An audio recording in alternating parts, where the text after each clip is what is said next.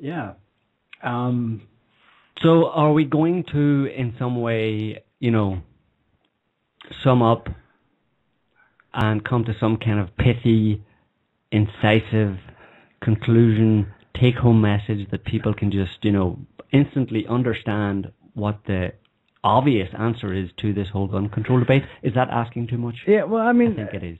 It could be. People need to, obviously need to start thinking, but I think that what we need is for people to just start honestly saying what they think. Because you can't hope for more than that. The problem is that people are afraid to say what they think. They're afraid to talk against the crowd. They're afraid to say something that might not be accepted. And I think that you would be surprised the repercussions if people just, like people were calling in here telling us what they think about the gun control issue. That kind of stuff. Just, call into radio shows and say what you think. Write on the internet, say what you think. Because that's all you can do in a certain sense. Trying to get violent with things is really not a productive way to do things. Trying to start a revolution or starting to with this revolutionary rhetoric is really naive. Well, it's something for another time that worked at another time. At another history, time in today, history, it does not work. No, and it's not a good idea. And I always say, it's easier to take a government that exists and work to fix it. That's the best hope you got, than to try to tear it down and put something, because that has always also led to a very bad situation where what you replace is usually worse than what you took down. Yeah, if there's going to be a revolution today that's appropriate for the times that people live in, then it can't be like a revolution of the past, because in the past, hundreds or thousands of years ago, the grievances were and the injustices were pretty clear, and people could just go ahead, have a revolution, and get rid of the injustice and put it in place, and there was nothing covert about it. But today, a large part, as far as I'm concerned, a large part of the main way in which people are enslaved and social injustice is allowed to pass or gets to pass unnoticed, and people accept it, is through the control of information and the dumbing down and the manipulation, the emotional manipulation of people, and preventing people from really having access to the truth of the situation. So today, the kind of revolution that is the most appropriate for the problems. It's a revolution. It's a revolution of the mind, basically. You got to remember that the first law of war is to use a weapon that your enemy fears. And from what the government does, the massive propaganda campaign that it has, what does it fear? It fears people with opinions. It doesn't fear gun control. The gun control thing is not to ban guns. They don't want to take them away from you. They just want to legislate them. That's just about pretext. That's just about, It's about irritating the hell out of you. Irritating people. And about driving a wedge between them. Mm-hmm. What the government fears is people with opinions with the courage to speak them. Want to stand up for That's all they're afraid of. You don't even have to go out into the street. If all you can do is say aloud to the TV, that's some bullshit, I don't believe you, this is how it happened, that's better than nothing. Yeah. Just have an opinion. Well, it's not even just opinions, but it's, people, the government fears people with some semblance of the truth, or at least a little idea of what a lie and what the truth is, that they can see through the bullshit. Yeah. And they don't want they don't want informed opinion. Well, exactly, informed opinion. And they don't want people heard a lot of talking tonight. They don't want people talking to each other about these things that they've discovered and spreading this information, because they know that all will you ultimately have to do. That will create a revolution of some sort. But it has It'll to create begin a revolution of the mind. That's it. Just telling people, look, I don't believe what's going on, and I think that they can do better. That's all you have to. Just saying that is a good start, because there are a lot of people who aren't even saying that. Yeah. And talking about an armed revolution, I say hyperbole. Mm-hmm. My mom was always correcting me that it's hyperbole. It's hyperbole. That's just hyperbole talking about that. It's dangerous hyperbole. It's gonna somebody who's really mentally not there is gonna actually take that kind of stuff seriously and get himself and a lot of people killed.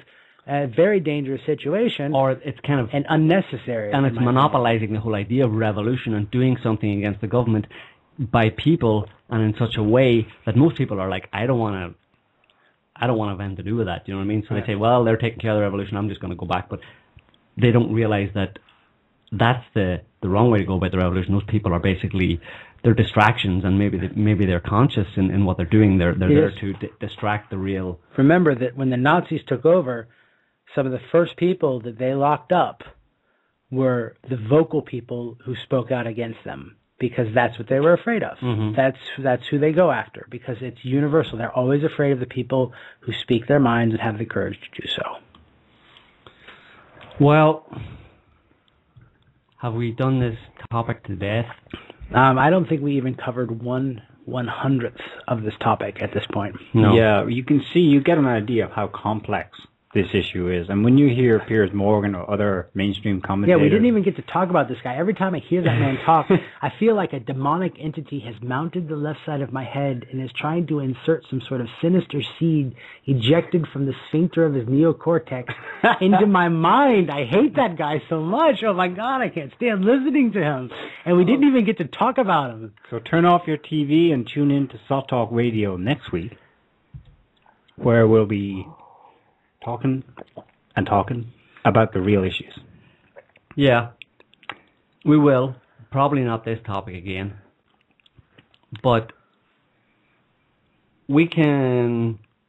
Neil just started to sum up there, more or less, but didn't finish, by saying that when you hear people on TV and the TV news pundits talking about the gun control debate and who's for, who's against, just understand that it's a distraction that you can kind of pretty much ignore. There's nothing wrong with having guns in a society, but there is a problem with a society where there's a high level of crime, and maybe people need to look at the underlying reasons for the injustice within their society and what the source of those injustices are. And direct your energy and your attention, and if you feel like protesting, if you feel like revolting, whatever, in your own particular way, go ahead and direct it at the source of the problem, which is ultimately corrupt government. It's a kind of a no-brainer, and don't allow the mainstream media and your politicians and your whoever to force you into this kind of like, black and white thinking, and that it's basically a problem among the American people or American society, because that's not the root of the problem. The root of the problem is psychopaths in power, and the fact that we, as a population of the planet, have allowed these psychopaths to basically control us for what's going on for centuries at this stage. Yep. And it has wreaked havoc, basically, on human society and the potential for human society to be something. And just remember one thing. It was Miyamoto Musashi who said, "It is false to die with your sword undrawn." So if you've got an opinion, man, speak it. Don't leave that sword sheathed. All right. Well, we're going to leave it there for this week. Thanks, everyone, for calling in and for listening. We hope you enjoyed it. Thanks for having me. Thanks for coming in, Jason. Jason, yeah. If you haven't checked out his article yet, Jason wrote an article. It's currently on the Sott page. Okay. We have one more caller, and we have time to take it this time. So how much more time do we have? We have enough time to take it, yeah. Okay, go ahead. And I think I know this one, so might be interesting. Hello, away with the fairies? Absolutely, yeah. Can you hear me? I can indeed. Patrick, It is indeed. How are you doing? Good evening, Patrick. Welcome. Good evening. I was hoping to feel you. What? Sorry, sir?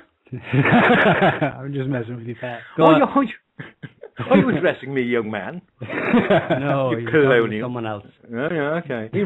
You've got 59 minutes left there, mate. I know, yeah. And I know good that. evening, Good evening, Niall. Good evening, Pat. Thanks for joining us. Yeah, you were touching on a subject. Then you just said like the subject hasn't even been touched upon yet. But where you were touching on it, and where we really need to go with it is the real revolution is in the mind and the evolution of the mind and education. Yeah. It's an educational revolution, which is actually needed now, and not someone like Alex Jones. I mean, can you imagine Alex Jones without his show and how he is at home? That man, he's a psychopath, man. But yeah, I mean, it's the evolution of the mind, and education is what we need. And that's how do we address that? Because that's where we really need to go. I mean, I can just see Alex Jones at home. No, I don't want to think about Alex Jones at home, but his wife, if you don't get in the kitchen 1776, just commence again. Everything. Pass me the goddamn toaster. Yeah. Hang on, Patrick. I think we actually have a call here. You just stay on the line. We have a call here from Alex Jones. He wants to tell. I'm here to tell you, 1776 will commence again if you try to take our firearms.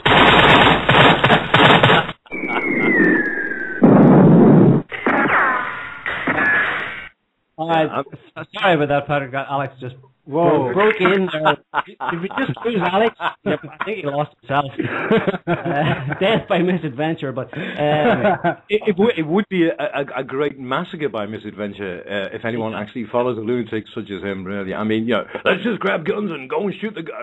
What is that? I mean, not our only new leaders, our new leaders are Alex Jones, for God's sake, man. Not only is he engaging in a phony debate, as we've just been at pains to kind of try and explain to people, but also he's doing it in a really obnoxious and stupid way. So right. So is Piers Morgan. In all fairness, he's doing it in a Piers Morgan's a snobbish, pusillanimous, supercilious kind of. Well, if anything sums up or could encapsulate the phony debate, it's those two having it out. Those two in the ring. I mean, Piers Morgan with his, England's a model. England's a model for how you should be. Yeah. I mean, what a wanker. He's a soulless wanker. But, Patrick, I take your point there. Yeah, obviously that's what we're kind of saying at the end, that it needs to be a revolution of the mind and people need to be educated. And that's kind of one of the reasons, or the main reason why we wanted to start these kind of radio shows, because what other way do we have to try and help this revolution along, the revolution of the mind, but by talking about it and giving people access to